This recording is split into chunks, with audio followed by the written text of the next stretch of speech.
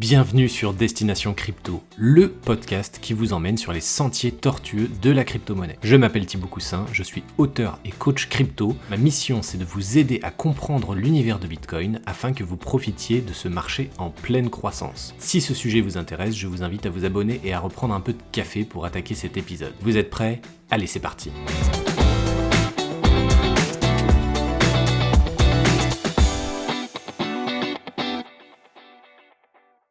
Bonjour à tous, bienvenue dans ce nouvel épisode de podcast. Aujourd'hui, j'ai la chance d'être avec Géraud Lamazère. Géraud a plein de casquettes. Son activité se concentre sur la transition du Web 2 au Web 3. Il est consultant indépendant sur cette thématique et il fait aussi partie du comité de pilotage de The Next World, une société accompagnant les entreprises de luxe et de divertissement à intégrer le Web 3. Bonjour Géraud, merci d'être avec moi. Comment vas-tu ? Écoute, très bien, merci beaucoup pour ton invitation, Thibaut. Eh ben, c'est un vrai plaisir d'être avec toi. J'ai plein de questions à te poser parce que la transition entre le Web 2 et le Web 3 me passionne. Alors, avant de commencer, de rentrer dans ces détails-là, est-ce que tu peux nous parler un peu de ton parcours et de ce qui t'a amené à te concentrer actuellement sur les solutions Web 3? Moi, évidemment, bien sûr. Moi, j'ai un parcours, donc ça fait à peu près 15 ans que je suis entrepreneur. Et donc, si tu veux, toute ma vie, elle se résume à trouver des solutions à des problèmes. Et c'est vraiment toute ma vie, quoi. Je crois que c'est plus que mon travail. Et du coup, j'ai un parcours après où j'ai monté plusieurs entreprises dans le B2C. Fait, euh, j'ai monté une boîte dans le B2B aussi, dans le développement commercial. Et j'ai fait un exit de cette boîte. Et depuis plusieurs années, si tu veux, le Web3, il m'appelait en fait. Parce que, euh, parce que c'est vraiment l'endroit et l'univers dans lequel on a la possibilité de trouver des solutions à des problèmes qu'on n'arrivait pas à résoudre avant. Et c'est un espace extrêmement créatif sur le plan du business.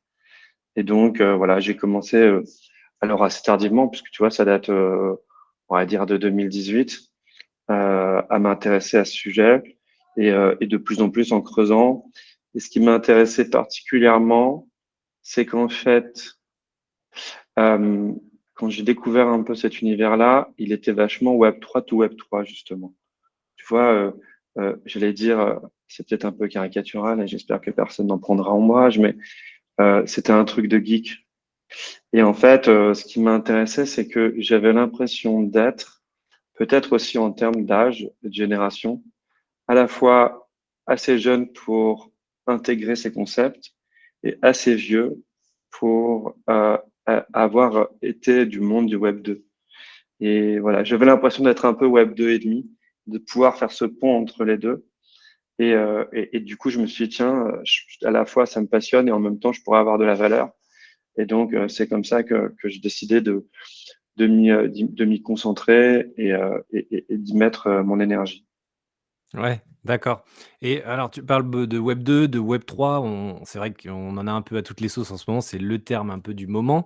Est-ce que toi, tu peux réussir à définir ce qu'est le Web 3 en 1 à 2 minutes? Challenge. Ouais, bien sûr, on peut même le faire encore plus rapidement, je pense. Euh, le Web 3, on pourrait le résumer très, très, très vulgairement. Alors d'abord, il y a plein de termes qui, qui, euh, qui peuvent... il y a plein de, pardon, de façons de le définir. Chacun le définit à sa façon. Moi, je mettrais la blockchain, je mettrais euh, les cryptos, je mettrais le NFT, les NFT et le métaverse. Donc en fait, moi finalement, je le résume à quatre mots-clés. Après, voilà, est-ce que cette définition restera? Est-ce que le terme de Web3 restera? Est-ce que il y a quelqu'un j'ai vu qui a intégré l'intelligence artificielle? Tu vois, pour moi, ça en fait pas partie, mais ça veut dire qu'on est encore sur des choses qui sont mouvantes. Je crois que quand même, ce qui est euh, quelque chose qui est constant, c'est la blockchain, parce que c'est elle qui va être le fil directeur de toute l'innovation autour du Web3, cette gigantesque base de données euh, infalsifiable et transparente. C'est celle-là qui redéfinit en fait l'ensemble du paradigme, enfin en tout cas l'ensemble des systèmes. Donc je pense que en tout cas c'est ça le trait commun. Qu'est-ce qu'il Qu'est-ce qui sortira ensuite de cette blockchain? Bah, plein d'autres choses. Pour l'instant, c'est ça. Mais voilà, je pense qu'on peut la définir comme ça. Ouais, d'accord. Moi, j'aime bien définir le Web3. Alors là, du coup, je donne souvent la définition que je donne, que ce soit dans le podcast ou auprès de mon entourage, c'est, bah, repartir du Web 1 où en gros on pouvait que lire sur internet. Ensuite, le Web 2, c'est classique, c'est on lit et puis on peut écrire, on peut créer du contenu avec les réseaux sociaux et les blogs. Et le Web 3, ça rajoute cette dimension. Alors tu parles, ça va être à la croisée entre les NFT, la blockchain, les cryptos, il y a un peu tout ça, mais qui permet à une finalité de détenir des choses sur le web, avoir une propriété de voilà, d'éléments sur le web. Mais, je suis complètement en phase avec ce que tu définis. Ouais, je suis d'accord. Tu as raison, c'est une définition que tu donnes qui, je pense, est très juste. Euh, il y a cette idée quand même dans la blockchain de traçabilité et d'être capable de tracer un mouvement. Et ça, c'est super intéressant quand on commence à comprendre qu'en fait, les choses sont marquées définitivement. Tu vois, il y a eu des mecs qui ont hacké de l'argent. Et en fait, ce qui est drôle, c'est qu'on ne peut pas blanchir de l'argent de la blockchain. C'est assez compliqué, en fait. Et ça, quand tu commences à comprendre ça, qu'en fait, mais à partir du moment où il est passé par ce wallet, il a été marqué, il est marqué définitivement, mais là, tu te dis, ah, ok, en fait, d'accord, il y a quand même cette traçabilité. Alors aujourd'hui, elle paraît un peu difficile à comprendre parce que il n'y a pas encore bien, les outils existent, mais c'est des outils pour les geeks. C'est difficile pour tout un chacun de le percevoir, mais parce qu'on est dans une phase plutôt de construction d'infrastructures, mais très, très, très, très vite, il va y avoir tous les outils pour que monsieur et madame tout le monde puisse accéder à ces informations-là. Ouais, c'est-à-dire que si tu veux retracer tous les échanges, à partir d'un wallet, d'un portefeuille, techniquement tu peux le faire, bah, sauf si tu passes par des choses vraiment compliquées, genre Monero, ce genre de choses, mais, techniquement tu peux le faire, mais c'est encore, très ultra galère, C'est, de se faire honnêtement, le suivi des différents échanges. Tandis qu'effectivement peut-être dans 2, 3 ans, 4 ans, il y aura des outils ultra ergonomiques qui permettront de faire du ouais, clic-clic et de tout ouais, retracer ou même d'avoir un arbre qui te présente, tous les transferts. Donc, ouais, ouais. c'est sûr qu'il y aura un business là-dessus à créer Mais d'ailleurs. tu vois, moi, ça me rappelle un peu, ça me rappelle quand tu vois, je suis né en 1983 avec les premiers ordinateurs. J'étais un geek quand j'étais petit. Et en fait, quand tu achetais un clavier et une souris, mais laisse tomber, il fallait 2 jours pour l'installer. Fallait chercher un driver et nanana, la bonne version, l'installer dans le bon répertoire. Un jour, il y a des mecs, ils ont inventé un truc, ils ont dit, bah, on va appeler ça plug and play. Tu branches, ça marche. Et voilà. Ben, là, on en est là. On en est entre, pour l'instant, on est encore en train de brancher des claviers et passer des heures dessus. Et très, très, très, très vite, en fait, tout ça va nous paraître très ancien et très arriéré. Et en fait, l'infrastructure va passer effectivement en infrastructure et on va avoir, voilà, des capacités d'utilisation qui vont être aussi simples que le mail ou n'importe quoi d'autre. C'est vraiment une Ouais, conviction. Et je pense que ça va aller très, très vite. Je pense qu'effectivement, dans 18, 24 mois, les choses auront déjà profondément évolué. d'accord, OK. Et alors toi qui connais bien le Web 2, qui connais bien le Web 3, quelles sont les principales problématiques des entreprises à l'encontre du Web 3? Est-ce qu'il y a vraiment des grosses barrières? Comment tu perçois ça? Bah, le truc, c'est que effectivement, la première barrière, si tu veux, c'est que c'est vraiment aujourd'hui, on est dans une phase d'éducation. Donc, l'idée c'est que on va essayer d'introduire des concepts et des notions qui permettent une compréhension et qui permettent aux gens de prolonger leur réflexion. Euh, Tu regardes là, pareil, je reviens en arrière parce que c'est très similaire avec, tu regardes la presse des années 90 sur les ordinateurs, je me disais, mais attends, à quoi ça va servir? À quoi ça va bien servir? Et personne n'avait imaginé les usages. Là, l'idée, en fait, c'est de fournir d'abord et avant tout aux entreprises Web 2 une boîte à outils. En fait, une boîte de mécano et de commencer à leur montrer ce qu'on peut faire, par exemple, avec un mécano. Puis de leur dire, tiens, essayez de faire un truc avec un mécano. Puis plus ils vont s'approprier les outils, plus ils vont les comprendre, plus ils vont dire, ah ouais, mais alors attends, non, on pourrait aussi faire ça, et on pourrait faire ça. Et à la fin, mais en fait, tu as des gens qui sont capables de se projeter et d'imaginer des choses parce que comme c'est beaucoup plus puissant qu'une boîte de mécano, d'avoir la capacité en fait à comprendre voilà l'ensemble des paramètres leur permettant justement d'imaginer des solutions à des problèmes existants ou même d'imaginer des choses qu'ils n'avaient même pas encore imaginées. C'est là où ça devient super intéressant. Donc aujourd'hui, je pense que ce qui anime les boîtes web 2, euh, c'est positivement l'effet Kodak. Ouais. Euh, Qui bah, ne s'est pas du Kodak, tout adapté et ouais. ben voilà, Kodak, les mecs, ils ont fait. Non, non, mais c'est bon, on va continuer à faire des pellicules, les mecs, hein, c'est bon. Et ben Kodak est mort. Et pourquoi? Parce qu'ils n'ont pas vu le virage du numérique. Euh, Il y a plein de boîtes qui ont failli mourir. Euh, Microsoft a failli mourir dans le virage du mobile. Mmh. Il y a plein de boîtes qui ont Nokia, exactement. Sauf que maintenant, les virages, ils arrivent rapidement et qu'il y a par contre, je crois, une vraie maturité dans la prise de conscience de la nécessité de maîtriser ces enjeux pour, euh, pour pas simplement survivre, mais pour se développer, pour apporter de nouveaux services, etc., etc. L'entreprise, si j'ose dire, à papa qui fait toujours la même chose et qui fera toujours la même chose est de moins en moins présente. Aujourd'hui, on est dans un monde de bouleversement, qu'on le veuille ou non, qu'on le regrette ou qu'on en profite. Et voilà, c'est une réalité factuelle et c'est la capacité de résilience qui est, à mon avis, l'enjeu numéro un de développement des entreprises et des individus.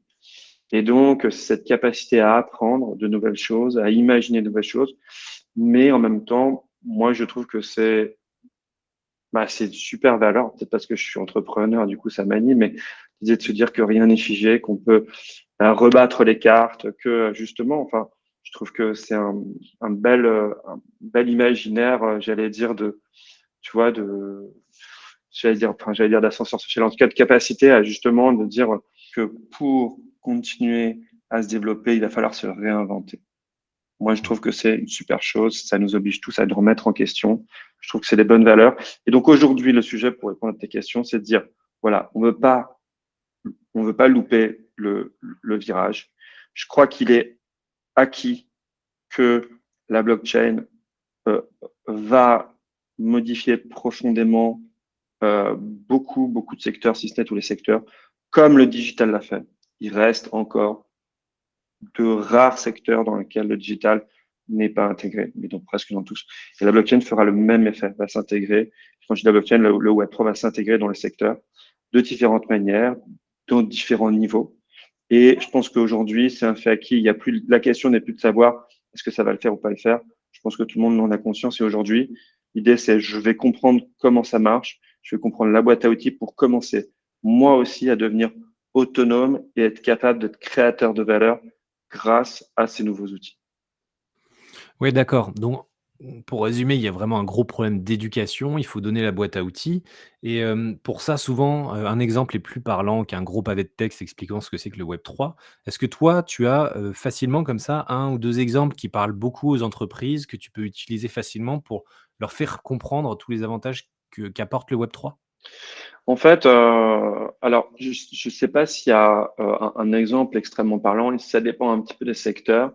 L'idée, la façon dont moi je le déroule et je le fais, c'est que en fait l'idée c'est d'essayer de parler de façon très individualisée à chacun parce que les cas de figure vont être extrêmement différents. Et donc l'idée c'est de dire on va commencer par expliquer un petit peu les bases. Donc, moi, j'organise, tu vois, des keynotes ou des choses comme ça pour des entreprises. Alors, aujourd'hui, principalement des grandes entreprises parce que c'est elles qui ont des enjeux les plus importants, c'est elles qui ont aussi probablement les moyens de financer ce type de sujet et c'est aussi celles qui ont voilà, la nécessité d'être le plus réactives. Généralement, on commence par faire une keynote où on va expliquer un petit peu les fondamentaux. et on va démystifier un petit peu un certain nombre de choses. Et après, ce qu'on fait, c'est qu'on fait travailler les équipes en projet en leur disant, OK, qu'est-ce que vous pouvez faire aujourd'hui pour votre entreprise au regard des éléments qu'on vous a expliqués. Et là, en fait, tu as, et c'est ça qui est formidable, une énorme variété de propositions, de cas de figure et de solutions qui émergent de ça. Et ça, c'est ce que je trouve vraiment très intéressant. Ce que je crois, pour résumer, c'est que euh, l'époque du, du fame, c'est-à-dire de dire on va faire ça parce que c'est cool, je pense qu'elle est révolue. Et à vrai dire, de toi à moi, je l'espère. Dans le sens où moi, je sais pas si je suis trop vieux pour le fame, mais j'ai besoin d'apporter de la valeur. Et donc la question est de dire comment on apporte de la valeur. Donc après, bah, il y a des cas de figure, mais ils vont être très très différents. Et après, il y a des secteurs où c'est plus simple de se projeter que dans d'autres. Je peux te prendre par exemple le secteur de l'événementiel. Le secteur de l'événementiel, il est assez facile pour se projeter parce qu'en fait, euh, le problème par exemple du live, c'est vrai, une salle de concert, bah, ça fait peut-être 90 000 places pour les plus grandes. Et la question, c'est de dire, mais en fait, comment on fait pour faire grossir cette salle? En fait, t'es coincé par des limites physiques.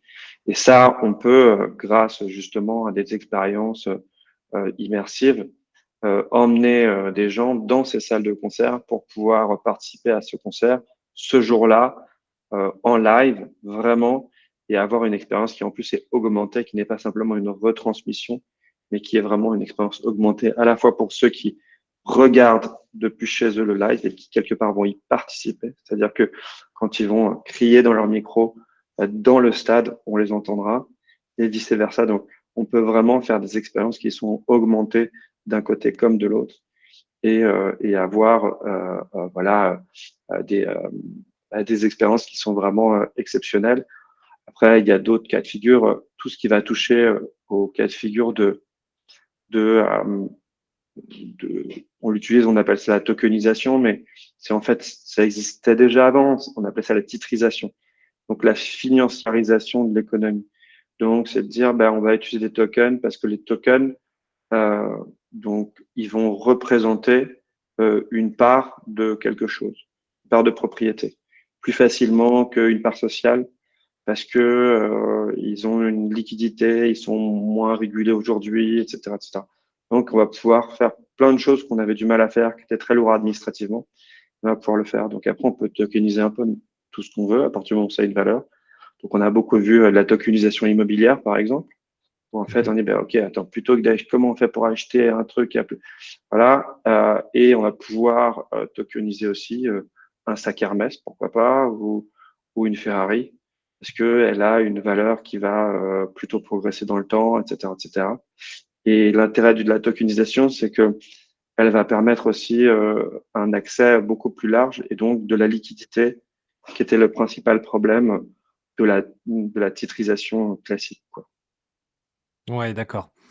Là où je rebondis sur ce que tu dis, c'est, alors je suis totalement d'accord avec toi sur la tokenisation, sur, les expériences immersives. Je rebondis sur ces sujets, sur le fait Ouais, le mot «fame» que tu utilisais, où tu espères que cette période est révolue. Moi, j'estime que c'est pas vraiment révolu, c'est mon point de vue parce que je trouve qu'il y a encore beaucoup de tout ce qu'on va retrouver un peu dans le monde, avec les objets physiques, on va le retrouver dans le monde du numérique. C'est-à-dire qu'on veut absolument montrer, ce qu'on possède. Alors peut-être je le prends pas dans le même sens que toi, mais le côté, viral, de montrer ce qu'on a à disposition, on va le retrouver aussi beaucoup dans l'univers du numérique et c'est aussi un peu la face qu'on n'aime pas forcément, de trop dans tout ce quand on est, justement des builders, quand on développe beaucoup avec des projets avec de la vraie valeur, on est souvent un peu, vampirisé par ça. Mais je pense alors si je réfléchis avec ton terme fame, moi j'estime qu'il y a encore, quand même encore beaucoup de ça, et ça me permet de rebondir sur l'autre sujet qui est l'expérience immersive, du coup le lien direct avec le métaverse, lié avec une valeur blockchain, NFT, enfin où on peut créer de la valeur à l'intérieur du bien métaverse. sûr. Hem, J'interviewais justement, il y a encore quelques épisodes, quelqu'un qui, connaît un peu les NFT, le métaverse, qui me disait qu'actuellement, on n'avait aucune expérience d'un vrai métaverse concret, vraiment qui donne une expérience vraiment immersive, un plus à quelqu'un. Est-ce que toi, tu as un autre discours et tu considères qu'actuellement, il y a un métaverse qui peut être intéressant pour l'audience d'aller découvrir? Ou est-ce que tu considères que c'est encore pareil, un peu tôt, mais par contre, tu es ultra optimiste pour les comme tu disais, les 18 à 24 mois qui viennent parce que beaucoup de choses vont être faites et voilà. Quel est ton avis un peu là-dessus? Est-ce que tu as une expérience de Euh, métaverse qui est concluante ou ouais, pas? alors je vais pouvoir tout à fait, enfin en tout cas j'ai une opinion sur la question. Euh, Aujourd'hui, le métaverse, il est vachement à l'image de ce qu'est le Web3, c'est-à-dire à la fois de la R&D et aussi très axé sur les gamers. Donc, je pense qu'aujourd'hui, si tu es un gamer, tu peux y trouver éventuellement ton compte. Mais si t'es pas un gamer, euh, je vois rien d'intéressant. Je suis un peu dur là-dessus, hein, je suis assez cash. Non, non, Et mais c'est ce que et je je vais peux pas et je vais pas me faire que des copains. Mais sincèrement, je vois aucun intérêt. Après, tu as des gens qui peuvent euh, rêver sur la spéculation et tout, mais bon, c'est pas du tout mon approche. Et je pense que la spéculation, à partir du moment où elle devient, où elle est le moteur unique de la création de valeur, ça s'appelle une pyramide de Ponzi et rien d'autre, hein, je veux dire. Et les gens disent oui, mais la bourse, c'est la spéculation. Non, en bourse, il y a un asset qui est une entreprise avec des hommes et des femmes qui y travaillent, qui produisent de la valeur. C'est pas du tout qu'il y ait des gens qui spéculent dessus, c'est une chose, mais le fond de la valeur d'une entreprise, c'est un asset concret, mesurable et tangible. Quand tu as de la fluctuation sur une crypto derrière laquelle il n'y a rien du tout, ça s'appelle une pyramide de Ponzi. Et donc, c'est tout simple. Bah, il y a des gens qui vont manger sur le dos des autres. Donc, après, si c'est en accord avec tes valeurs et que tu es celui qui mange sur le dos des autres, ça va très bien, mais c'est tout, quoi. Donc ça, je pense que voilà, sur cette aujourd'hui pour répondre à ta question sur le métaverse, moi je vois pas d'expérience intéressante parce que je pense elles sont vraiment expérimentales. Et la question c'est quelle est la valeur que ça apporte en fait. Et moi aujourd'hui en fait sur la question que je me pose, quelle est la valeur que ça apporte? Alors soit j'ai énormément de temps à perdre, donc j'ai peut-être entre 12 et 18 ans. Bon, ça peut m'apporter une valeur de passe-temps éventuellement. Mais sinon, en fait, ça n'a, pour ainsi dire, aucune valeur. Donc aujourd'hui, il n'y a pas de proposition de valeur qui existe pour moi aujourd'hui. Euh, je pourrais te répondre aussi, je pense qu'il y a des propositions de valeur. Je vais te donner un exemple. Aujourd'hui, on a organisé des concerts en métaverse qui sont quoi? Qui sont en fait euh, une expérience 3D qui est en fait préenregistré et qui est en fait un jeu vidéo à usage unique préenregistré. Personnellement, je vois pas trop l'intérêt. Mmh. Qu'est-ce qui fait l'intérêt pour moi, euh, jeune quadragénaire, d'un concert? C'est la communion de l'instant. De dire, waouh, j'étais là à ce moment-là, j'ai ressenti ça. Et là, tu vois, aujourd'hui, on est en train de développer un nouveau format, qui est un format où on va aller sur les plus grands stades. Tu prends, je sais pas moi, un artiste hyper connu, tu vas prendre un Drake ou un truc comme ça, tu vas prendre le plus grand stade de sa tournée et tu vas faire vivre à la personne qui est chez lui un, un rêve en réalité augmentée. Donc, il est connecté en direct avec le stade et le stade est connecté en direct avec lui. Donc, le flux est double. Et je suis là avec le bruit du public, avec le son des artistes, avec tous ces éléments-là. Et j'ai l'image, mais cette image, elle va m'apparaître augmentée dans le sens où, en fait, la scénographie va exploiter toutes les capacités de la dimension virtuelle. Donc, j'ai une part d'image réelle et une part d'image virtuelle Et c'est en fait la scénographie existe déjà dans les stades. Simplement, mais elle est pyrographique, elle est technique, etc. Mais parfois, il y a des trucs qui sont vachement impressionnants. L'idée, c'est en fait, voilà, c'est de prolonger cette expérience, de dire, et si Wembley faisait 10 millions de places? Et de dire, ben moi, j'ai été là ce jour-là. Et quand ils ont fait le solo de guitare, je n'importe quoi, et que tout le stade s'est mis en rouge, ben moi aussi, j'ai vécu ce moment-là avec tout le monde. Voilà, j'ai été dans cet instant précis, à ce moment-là, en communion avec les artistes et le public. Et là, tu vois, je pense que typiquement, on apporte de la valeur parce que je suis en Australie. J'ai dû me lever à 4 heures du matin pour aller dans mon live. Je suis allé dans ce live et je dis, ben moi, j'étais à Wembley ce jour-là, quand il y a eu ce truc-là, cet concert qui est devenu historique. Et moi, j'étais là ce jour-là.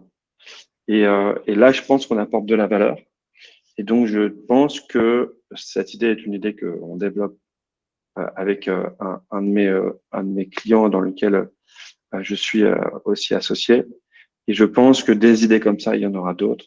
Et donc, je pense qu'aujourd'hui, on est effectivement dans une phase de recherche et développement, mais qu'il va y avoir plein de nouvelles choses qui vont arriver et qui vont effectivement apporter de la valeur.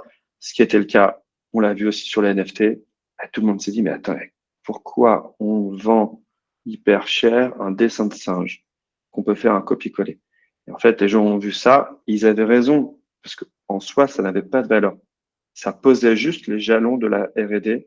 Ça posait les jalons de dire, ben, ah oui, ok, donc c'est la propriété numérique, etc., etc., du transfert de droits, etc., etc. Donc il fallait regarder ce qu'il y avait derrière ça. Donc aujourd'hui, je pense qu'on est voilà sur de la R&D.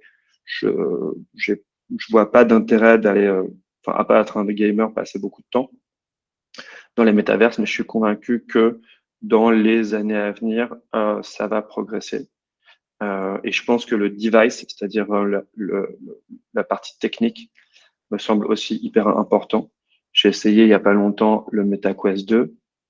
Euh, c'est bien, mais c'est super lourd, quoi. Ça, tu Oui, sais, ça m'a fait penser au premier téléphone de mon père, téléphone portable, qui ouais. devait faire, tu vois, 25 centimètres ou 30 centimètres de long, 6 centimètres d'épaisseur et qui avait 3 minutes d'autonomie. Mmh. Bah, tu vois, je pense qu'on en est à peu près là et les choses vont, à mon avis, énormément évoluer dans les années à venir. Ouais, je suis d'accord, j'ai aussi testé le MetaQuest 2 et bon, déjà, c'est mieux parce qu'il y a pas de fil, il y a pas de branchement particulier. Bon, c'est lourd, mais déjà, au moins, tu es autonome, dans ta zone, on va dire et Ouais, j'ai testé aussi un autre device, mais là, qui se fait en voiture, c'est HoloRide qui développe ça et là, ok. pour le coup, les lunettes sont beaucoup plus, légères, beaucoup plus fluides donc là, je me fais pas de doute, je pense qu'on arrivera, tôt ou On va y tard à arriver trouver le assez modèle qui vite. va bien. Ouais, Et je suis d'accord avec toi pour les stades, ça c'est vraiment quelque chose qui je pense que tout le monde va être dans les starting blocks, hein, de côté événementiel pour mais booster c'est les évident, capacités physiques, c'est inévitable. Donc merci pour ce retour, c'est très avec plaisir. intéressant. On va rebasculer un peu sur le Bien sûr. côté, conseil en entreprise qui veut faire la Oui, transition du web 2 au ouais, web 3. ouais, Quel est le processus que tu mets en place? Tu as dit qu'il y avait beaucoup d'éducation à faire, donc tu mets en place une keynote, tu ouais. rebascules sur les fondamentaux. Est-ce que, voilà, est-ce que tu peux nous en dire un peu Ouais, plus ouais, sur le bien sûr. processus? Ça se passe très souvent de cette façon-là en trois temps. Je pense qu'il y a un premier temps qui est de dire, euh, aujourd'hui, il est vraiment important que on ne refasse pas les mêmes erreurs que par le passé. Je pense assez spécifiquement à la France. Aujourd'hui, à mon avis, on a vraiment la possibilité, c'est quelque chose auquel je crois, de se positionner en France comme parmi les leaders mondiaux de ces technologies. Euh, Faut être très honnête, on a loupé pas mal de virages. Ah On a bon? on a des talents, mais franchement, ça fait un bout de temps. Ça doit faire depuis le TGV et le Concorde qu'on a quand même loupé pas mal de virages. Aujourd'hui, pour un certain nombre de raisons qui m'échappent partiellement, il se trouve qu'on a des très bons talents, on a un très bel écosystème et on est en mesure de de vraiment se positionner dans le futur. Et c'est quelque chose qui va être porteur de croissance parce que les gens se disent, ouais, mais attends, moi, je pas envie de travailler dans le métaverse. Il faut pas oublier que tout ça, ça va driver très fortement la croissance et qu'à la fin, ça se termine dans le caddie de monsieur et madame tout le monde. Il faut bien avoir conscience de ça. C'est-à-dire que quand vous avez une industrie du numérique extrêmement puissante, derrière, c'est des revenus, derrière, c'est de l'influence culturelle, derrière, c'est pas juste une histoire de geek. Ça va se traduire concrètement dans tous les caddies de France. Donc, je pense que et on a une vraie opportunité aujourd'hui. Ce qu'il faut qu'on essaye d'éviter de faire, et c'est ce qu'on a un peu loupé la dernière fois, c'est qu'on a dit, le digital, c'est réservé aux mecs du digital. En fait, aujourd'hui, il faut essayer, et c'est pas à toi que je vais l'apprendre de par ta mission d'évangélisation, de propager au maximum des connaissances les plus précises, les plus complètes et le plus possible à un maximum de monde à travers toi, ta démarche publique et au sein des entreprises dans lesquelles il y a des enjeux. Donc, l'idée, c'est de dire, OK, nous, on ne veut pas juste expliquer ou discuter avec le responsable d'innovation. Ce qui nous intéresse, c'est de faire venir là tous les gens au maximum de gens possible pour que ça devienne, ça infuse dans la culture de l'entreprise, vraiment à tous les étages de la culture de l'entreprise. Parce que le digital, il a intégré tous les étages de la culture d'entreprise. Aujourd'hui, tu vas dans la restauration rapide, dans la restauration, pardon, d'une grande entreprise, ils ont du digital. Je veux dire, donc, les personnes aujourd'hui qui vont faire l'entretien des parties communes, etc., il y a du digital. Donc, il ne faut pas croire que c'est réservé au cadre. Donc, il faut essayer de pousser au maximum cette culture-là. Donc, nous, la première étape, c'est de réunir, déjà, d'essayer de convaincre les dirigeants à la fois de cette nécessité, de cette opportunité-là, et d'essayer de réunir un maximum de personnes autour de ça pour essayer d'infuser au maximum ces idées-là et d'éduquer au maximum. Et à partir de là, on essaie ensuite de développer des, des projets pilotes carte blanche sur lesquels on va effectivement dire aux uns et aux autres, OK, maintenant que vous êtes saisis de ces outils, faisons ensemble un workshop sur lequel on va essayer de présenter, de proposer des projets. Ça, c'est la deuxième étape. C'est une étape d'appropriation qui me semble hyper intéressante. Et la troisième étape, c'est une étape là qui débouche ou qui débouche pas, mais qui peut être une étape de développement. Alors, le développement n'implique pas forcément un déploiement, mais c'est une étape supplémentaire. On va engager encore plus l'entreprise. On va dire, tiens, on a regardé le projet numéro 4, on a voté, les personnes qui ont participé ont voté pour ce projet-là comme étant le plus porteur, le plus intéressant. Et on aimerait creuser. Et c'est en creusant avec eux et en faisant participer aussi tous ceux qui ont participé à ça, de faire une forme d'intrapreneuriat autour de ce projet-là, qu'on va continuer à apporter un degré supplémentaire de compréhension et qu'on va continuer à développer la culture Web3 au sein de l'entreprise. Et c'est grâce à ça, justement, qu'on va pouvoir faire avancer les choses. Et ça débouche même sur des cas concrets, des développements spécifiques, etc., etc. Donc, je crois que c'est vraiment ces trois étapes. Un, euh, éducation, évangélisation, ou en tout cas, essayer d'ouvrir à ces problématiques. Deux, euh, euh, prise en main, appropriation par les personnes de ces sujets. Et trois, développement pour aller creuser, que ce soit pas simplement juste une introduction pour aller creuser ces sujets et essayer de s'y approprier parce que tout le monde va bénéficier de l'infusion de toutes ces thématiques-là. Je crois que c'est vraiment, si on arrive à respecter ces trois éléments-là, c'est pas très engageant parce que ça permet aux gens de dire, OK, tu peux t'arrêter à chaque moment si si, mais fais déjà l'étape 1. Quand tu as fait l'étape 1, si tu as envie d'aller à l'étape 2, on va à l'étape 2, etc.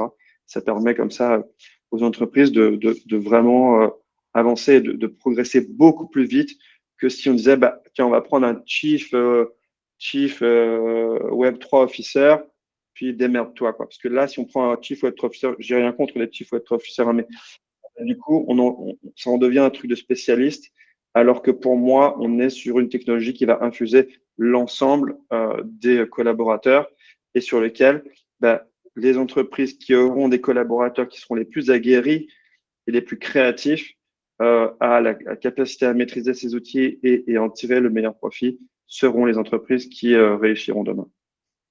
D'accord, très intéressant ce processus, merci pour ça et donc la fin, c'est le développement, le déploiement. Est-ce que tu as des exemples, un ou 2 exemples de déploiements qui auraient pu être faits et est-ce qu'il y a un écosystème qui est privilégié en général ou est-ce que globalement ça dépend vraiment de l'entreprise? Tu as effectivement des déploiements qui ont été faits ou qui sont en cours d'être faits aujourd'hui. Tu as tu as des verticales qui sont particulièrement, j'allais dire, natives. On a parlé tout à l'heure de tout ce qui est entertainment. Donc, dedans, tu vas y mettre évidemment l'événementiel. Tu vas pouvoir y mettre également la musique. Tu vas pouvoir aussi avoir toute la partie luxe, parce qu'elle est à la croisée de plein de problématiques, enfin de plein de sujets qui sont des sujets expérientiels, puisque dans le luxe, ce qu'on veut, c'est faire vivre une expérience la plus extraordinaire possible et toujours enchanter les clients. Tu es aussi à la croisée dans le luxe de la notion de rareté, qui est très liée évidemment avec voilà, le fait de posséder quelque chose. Tu as toute la logique de loyalty, donc pardon, de, De redevance? euh, non, de, pardon, ah merde, je commence à parler comme les Américains. Fidélité? Ouais, De fidélité, excuse-moi. Toute la notion de fidélisation, voilà, comment on fidélise et comment. Tu as également toute. J'ai perdu le fil de ma pensée dans le luxe et évidemment toute la notion de traçabilité et de véracité du produit. Donc, eux sont évidemment très concernés. Et après, bien sûr, toutes les fintechs qui sont ou des entreprises qui vont amener à retravailler leur modèle au regard de ce qui est permis justement grâce à la blockchain. Il y a une énorme révolution. Elle est un peu passée sous silence parce qu'en fait, il y a eu une baisse généralisée du marché des cryptos, qu'on appelle le bear market, et que voilà, tout le monde a probablement entendu parler. Et ce bear market, si tu veux, il va donner un coup de projecteur négatif. Et donc, ce qui était super sexy l'est moins aujourd'hui. Mais en réalité, les builders continuent à construire et peut-être que c'est moins visible. Et là, tu vas avoir là-dedans des énormes changements. Je pense notamment, tu vois, dans tout ce qui va être la gestion, tout ce qui est conseiller en gestion de patrimoine, des choses comme ça qui avaient un métier finalement très traditionnel va voir son métier totalement bouleversé, à la fois par l'arrivée, on a travaillé avec des très gros cabinets, l'arrivée de la gestion des assets, donc des actifs numériques. Ça, c'est la première chose, donc sous différentes formes, et également par l'arrivée des smart contracts qui vont en fait réguler des contrats. Et en fait, un smart contract, c'est un contrat. bien sûr. C'est un contrat intelligent. Et donc, simplement, il va permettre d'être adossé à différentes valeurs et ça va permettre, du coup, de désintermédier et d'éviter voilà, ça va optimiser, améliorer les coûts. Je pense aussi au monde de l'assurance. Par exemple, tu vois, je parlais avec un entrepreneur qui aujourd'hui travaille sur des contrats d'assurance qui seront pour le monde agricole et qui vont être directement connectés avec des situations météorologiques. Donc, plus besoin de faire venir un expert qui va coûter plusieurs milliers d'euros pour rendre une expertise. On va le connecter directement et voilà, on va optimiser, on va désintermédier et on va rendre les choses plus transparentes et plus et moins sujettes à, on va dire, à l'individu, quoi. Ce sera, voilà, les règles seront les mêmes pour tout le monde et elles seront en plus transparentes pour tous. D'accord. Et donc là, effectivement, je suis d'accord, toutes ces industries vont être bouleversées et en termes de solutions techniques, est-ce que tu as un avis sur, des écosystèmes qui seraient plus propices à l'intégration? Je sais que moi, quand j'interviewe beaucoup de gens qui sont un peu sur des collections NFT, c'est plutôt Polygon, leur option favorite. Je sais qu'il y en a qui préfèrent, par exemple, Avalanche. On a vu avec Amazon Web Services qui a Ouais. basculé un partenariat assez important. Est-ce que toi, tu as basé sur toutes tes expériences et les discussions que tu as pu avoir, tu as un ou 2 écosystèmes qui ressortent du lot ou pas du tout? Enfin, alors c'est difficile de te répondre là-dessus. Moi, là, bon, il y a trois sujets hein, qui vont faire le- alors, il y a deux choses. D'abord, il y a trois paramètres qui vont définir la performance d'une blockchain. C'est son coût de transaction, c'est sa scalabilité, sa capacité à grandir le plus possible, et, euh, et sa sécurité. Et généralement, on dit qu'on ne peut pas travailler sur les trois piliers. Alors, peut-être jusqu'au jour où ce sera réglé. Euh, je pense que aujourd'hui, donc ça c'est la première chose. La deuxième chose, c'est que on, on risque d'avoir deux choses. Le développement d'interopérabilité des blockchains, qui viendrait à dire bah, un peu l'histoire de mon appli web. Je vais la retrouver sur mon PC, sur mon iPhone, sur mon Mac. Je caricature, mais j'essaie de le rendre accessible. C'est-à-dire de dire, en fait, finalement, le device ou le support ou le network, il n'est pas si important que ça et je suis, pour l'utilisateur, c'est transparent. Ça, c'est la première chose. Et la seconde chose, c'est que tu as une prime au plus gros. C'est que donc il y a une bataille féroce parce que c'est l'histoire de bah, celui qui développe le plus de. Alors on peut faire un parallèle avec les consoles de jeux vidéo. Celui qui développe le plus de jeux vidéo, bah, il risque de vendre le plus de consoles. Ouais. Donc aujourd'hui, les blockchains euh, payent des gens pour développer des applications sur leur blockchain parce qu'elles ont bien compris que c'était les écosystèmes enfin, que les applications allaient rapporter les users, etc., etc. Donc, je crois pas du tout qu'aujourd'hui les jeux soient faits. Et je m'en réfère aux fournisseurs d'accès Internet en 1998. AOL et tout ça, ouais. Voilà. Ben, moi, quand j'étais petit, c'était AOL, CompuServe. Enfin, voilà. Et c'était des mastodontes. Mmh. C'était des mastodontes. C'était des entreprises qui étaient monstrueuses. Je sais pas si aujourd'hui, si tu dis AOL à quelqu'un de moins de 20 ans, je pense pas que ça lui dise quoi que ce soit. Donc, je pense que, voilà. Et on l'a vu, voilà, dans les navigateurs Internet, on l'a vu. Je pense pas du tout qu'aujourd'hui la partie soit jouée. Ouais. Je pense que ça va être une bataille féroce, une vraie boucherie. Et moi, je parierais pas du tout sur le gagnant aujourd'hui. Et je pense que ça va être passionnant de monter une blockchain, mais faut être bien accroché parce que ça va être la baston. Ouais, c'est très intéressant ce que tu dis et notamment ton parallèle avec les consoles de jeux, c'est un très bel exemple qui parle, je pense à beaucoup de gens dans l'audience et j'en profite pour caler une petite info. Je vais prochainement interviewer, Corentin Cadieux, qui est spécialisé justement dans tout ça pour présenter des dossiers pour qu'il y ait des écosystèmes qui effectivement Génial, financent des projets. tout à Et fait. Corentin est un spécialiste là-dedans et je l'interviewe, je crois, demain, si je dis pas de bêtises. Ah, Et donc il y génial. aura aussi un épisode aussi avec Corentin Cadieux, donc qui pourra vous expliquer un peu tout ça, de son œil de spécialiste. On arrive déjà au bout de cette interview, c'était passionnant. Avant de finir, quelles sont les Ouais. prochaines grandes échéances pour toi, pour ton activité? Est-ce que tu vois un vrai gros cycle de croissance se profiler? Et est-ce que tu as une dernière chose à rajouter avant qu'on conclue? Voilà, tu as temps libre pour, 2-3 minutes, Avec, donc vas-y. avec plaisir. Allez, je vais faire le truc de Madame Irma. je me souviens plus quel grand créateur était passé sur le journal de 20 heures euh, un peu avant le passage à l'an 2000 et avait fait une prédiction que la station Mir allait s'écraser sur Paris le 31 décembre 1999. Donc, je mets ça en préambule, comme ça cadre un peu le truc.